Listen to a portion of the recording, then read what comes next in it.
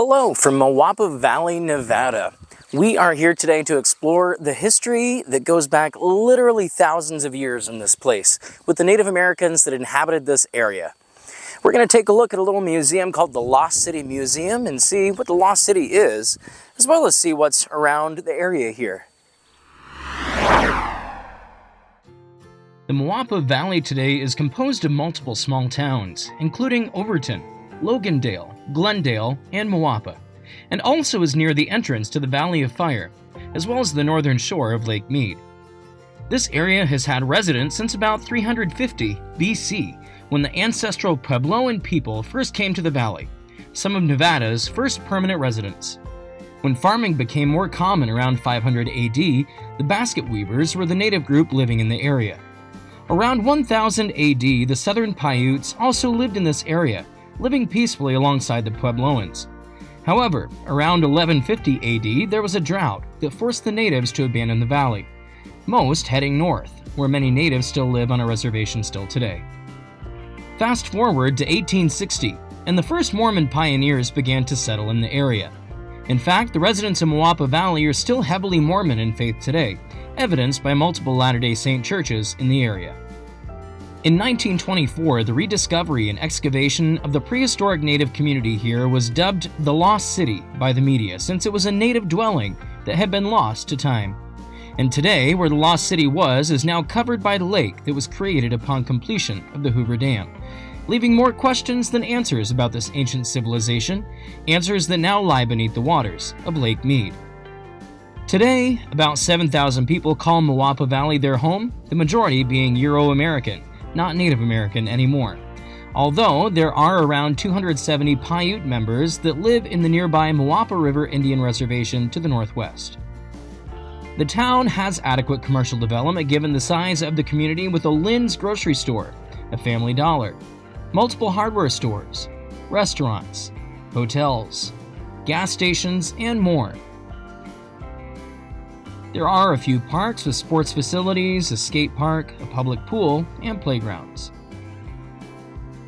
Also of note is the Clark County Fairgrounds, found in the north end of town just off the main road, where the Clark County Fair Rodeo is held every year in April. For those that don't know, Clark County is the county that includes Las Vegas, which is about an hour south of Moapa Valley. Since Moapa Valley has much more of an agricultural background, it kind of makes sense that the county fair is held here, instead of in the more populous city area. Apparently, there is a museum exhibit in this building, the old Logandale School, which is now a historical and cultural society, but it looks like you need to set up an appointment to tour it, which I had not done ahead of time. Oh well, next time I guess.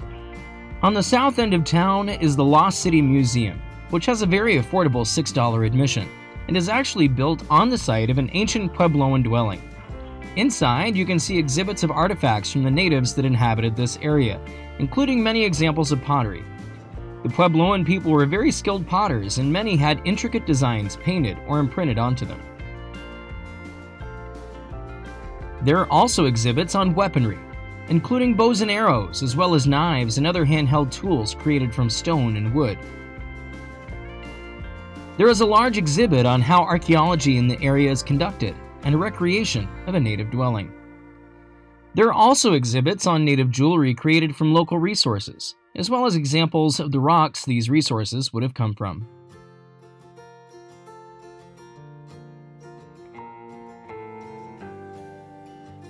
Outside the museum, there is a pit house, actually built on the foundations of one of the ancient pit houses that was here 1,000 years ago, as well as a recreation of some Puebloan dwellings.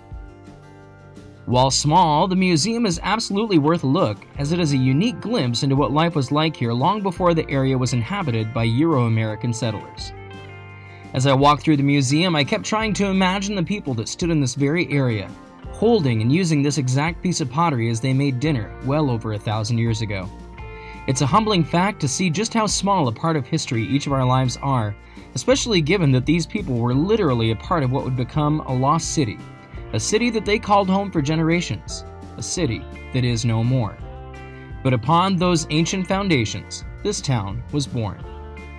Moapa Valley is very pretty, a location with lots of green, nestled between the mountains amid a desert of brown. including green pastures for cows and horses and hay fields with large square bales of hay. I enjoyed my brief visit to Moapa Valley and look forward to future visits, perhaps to see the Clark County Fair, which I have not been to yet. We'll see you next time, somewhere else down the road.